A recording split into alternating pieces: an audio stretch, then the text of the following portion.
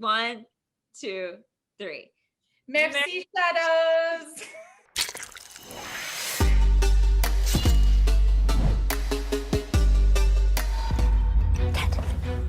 Dad, wake up. A man was in our backyard. The man who comes every night and tries to kill us. I've heard him every day. But he keeps coming back.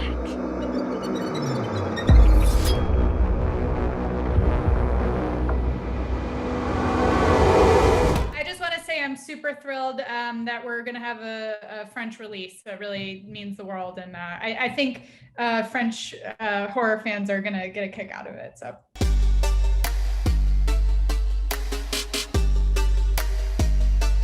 I mean, a lot of things. Obviously, the script has, at its core, it's about violence against women as both a personal and a societal issue. I started writing it initially to sort of work through a situation I had with a stalker, and then it kind of grew from there because I kept finding I was having this conversation with women over and over again that every woman I would tell about my experience had also been through something similar. And I think we see that really well with the Me Too movement. But even just in my personal daily conversations, you know, you can't really find a woman who hasn't been followed down the street by somebody or, you know, had something scary happen to them where they felt like they were in danger. So I kind of took that idea and then obviously escalated it. Brea wrote a wonderful script that was sent to me by one of the producers who was working at Epic at the time. And, you know, I had been looking at a lot of scripts and feeling like I was not finding something that sort of had that worked as a horror movie, but also worked as a metaphor for a larger issue that I wanted to sort of look at. And so when I read Brea's script, it was just this wonderful combination of, you know, her cleverness and the satire and the sort of commentary on the horror genre, while also being grounded with this really, really sort of intense, relatable, emotional journey that this woman is taking. So, you know, that initially was very exciting to me. And then, you know, I saw it. I saw how we could pull it off. And luckily, Brea and I have a lot of trust. So we were able to sort of have some early conversations to see, you know, how could this work? How could this partnership work? Brea very bravely stepped into the lead role of May, which is a very difficult role emotionally and physically. You know, she's running around for most of the movie. So we were off into the races pretty quickly, put a team together, and Epic Pictures came into finance and produce. And we shot it all in LA in 15 days. So it went from that initial conversation of me reading the script and having a conversation with Brea to, you know, we were up and shooting pretty quickly. But there's a turning point in the script where the world sort of opens up, where she basically realizes that the issue, the world is much bigger than the world we've been experiencing up till that point. And sort of as I was reading, I actually put the script down and I emailed Brea and I said, hey, you know, I don't know where you're at with this project, but I want in. I would love to talk to you about it. So that's where it started.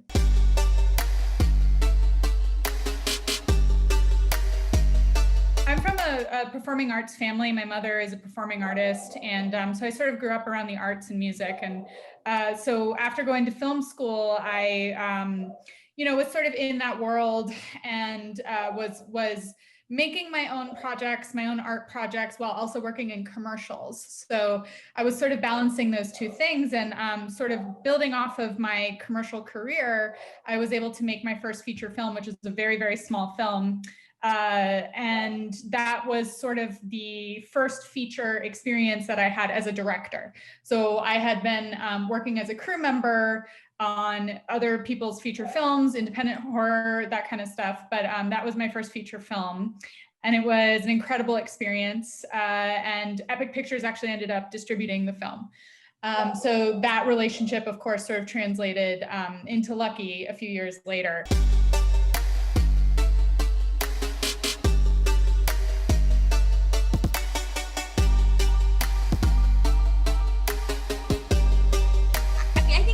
comedy are two sides of the same coin to me, because they both are about surprising your audience, and they're both about timing.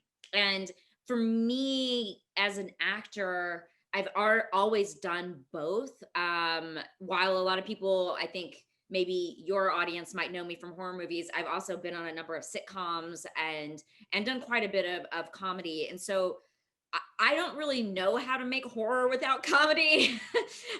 I'm not a very serious person, so I think it's going to come out regardless. But also, I think horror lends itself to comedy, and particularly with something like Lucky, we're in these huge universes and these satirical universes, and so the comedy just is a natural part of that.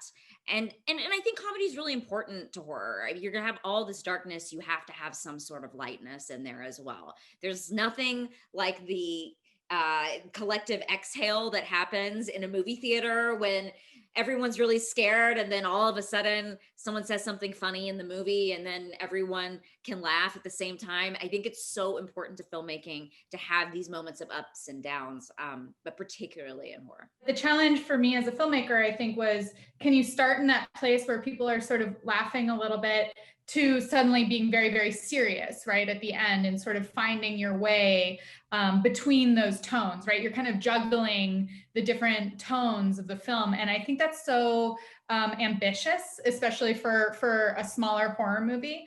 And that was one thing that I was very excited about. And I think her script really nailed that transition between the tones, between the lighter comedic moments, the satire, the sort of Twilight Zone aspect, while still sticking the landing, as we say, still sort of hitting that tonal, having the gravity at the end of the film that you want.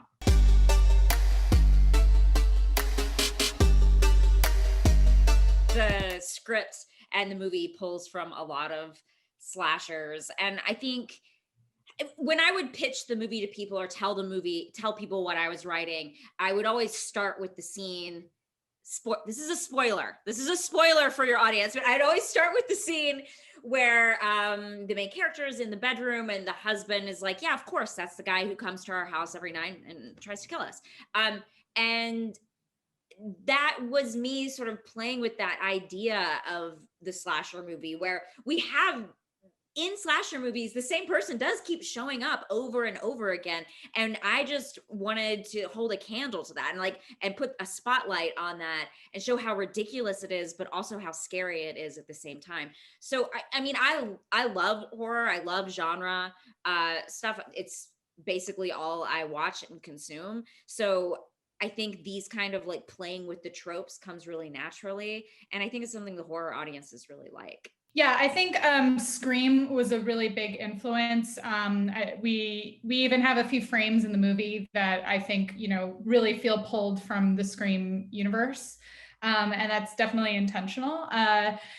Then I think, the other big thing here is, yes, of course, the American slasher for sure. But I think there's also something about international horror that we wanted to tap into a little bit, especially when the film moves fully into a surreal place. So playing with lighting, there's a little bit of that more exaggerated expressionistic lighting that you see in Italian cinema or, any of that kind of stuff. So I think not just the Screams of the world, but we were also toying with some of the tropes of, using lighting cues, right? When the bad guy shows up, the lights turn red.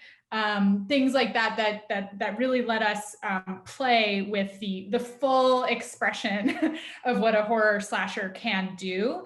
And I really enjoyed the freedom, that Brea even gave myself and our cinematographer, Julia Swain. She was totally on board to go really crazy with it, because I think with a slasher, you're hitting all the beats that you're expected to hit. But then with our movie, we wanted to keep going, right? So we get even crazier. And so that was a lot of fun. So certainly a lot of different influences and tones that we were pulling into the movie.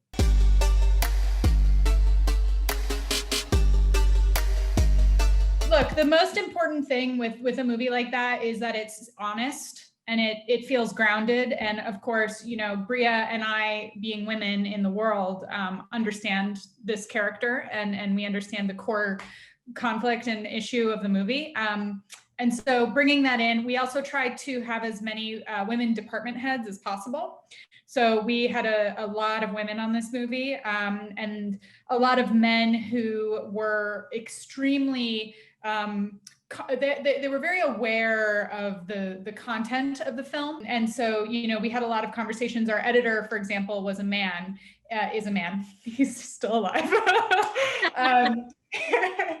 But, you know, we would have a lot of conversations where he would say, look, this is how I would do this, but I wonder if I'm looking at this from a strange way. And I would say, yeah, actually, this is actually the intention here. This is why it feels this way, whatever. So there's a lot of really incredible conversations, not just with the women on the team, but the men as well. One collaboration that I think really comes back to your question is with our composer, Jeremy Zuckerman, who's brilliant. Before we even started shooting, we had a lot of conversations about the themes of the film. And we knew that one of the sounds that we really wanted to hear in the movie was a female voice. So we had talked a lot about female vocalization, sort of getting a vocalist to make sounds, and you'll hear this in the score of the film, sounds as though she's, you know, struggling to breathe or she's trying to speak. There's sort of these guttural, instinctual, primal sounds from a female vocalist. So that was really one of those core sounds that we knew that we would build it out. And so, you know, starting with that vocalization that you hear at the very beginning of the movie is just a single voice of that vocalization. And by the end of the film, it's really built up, and it's myriad, right? It's a myriad of vocalizations and sounds. It's also blended with the sound of the villain, but that's a separate conversation. So, you know, starting super stripped down, very simple in the cinematography as well. We're really just dealing with blue colors, blue lighting, really basic sort of elements, and then little adding in more complexity, more layers. One of the great tragedies of the movie is that May, the main character, is ultimately not successful in connecting with the women around her. And we talked about this a lot, but you know, the disconnect between the women is some of the most upsetting moments of the movie. So it's all those little things that all of the different technical departments, everyone had to be on board. Everyone had to understand this is the movie we're making. And I think you see it in the movie because it's in all of those little technical things, right? The editing, the cinematography, the music. So yeah. And I also think, just to add, one thing that wasn't in some early iterations of the script and then came to me later before Natasha read it, but we ended up shooting, was the whole parking garage sequence that originally took place elsewhere. But there was something about, once I figured out that it should take place in a parking garage, because a parking garage is this weird representation, I think, of it's a place where a lot of women are scared, right? It's a place where, like, it's sort of a universally creepy place, but also a place where women are told, like, just watch yourself if you're alone in the parking garage. And it was something I was always told growing up. So I think, like, things like that, like finding ways to kind of find this, like, universal, like, oh, this is happening to all women, and this is a location in which all women can relate. And having that, like, kind of helped me when I was writing to create a larger world.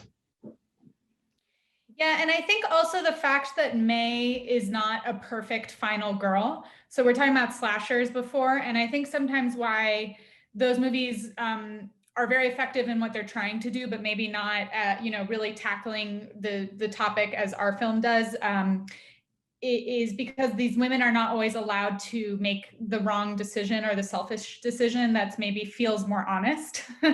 And I think there's an honesty to May that does make it feel very grounded, even though all of this crazy stuff is happening and she's like fully in the twilight zone by the end. She makes mistakes and she makes the wrong decision. And I think that really helps people, the audience, tune into, okay, we're talking about the real disconnect here. Like, why does this keep happening? We're living in 2021 and this is still going on. Why? You know? And so I think even though it is this heightened, crazy story that we're doing, because we're grounded with this main character who's very honestly written, I think it helps, you know, get to that larger truth. It's a very Hollywood thing, right? Like, they want they're worried that the audience is not going to follow a character if the character does bad things or isn't perfect in every way. And of course, that's absurd. We're not perfect. We don't always need to watch movies about perfect people. So yeah, I really liked that about that character. Merci, Shadowz. You can say that, Brea. We can say Shadowz. We can say it American. Okay, ready? Shadowz. Okay, yeah, ready? Yeah, 1, 2, 3. Merci, Shadowz.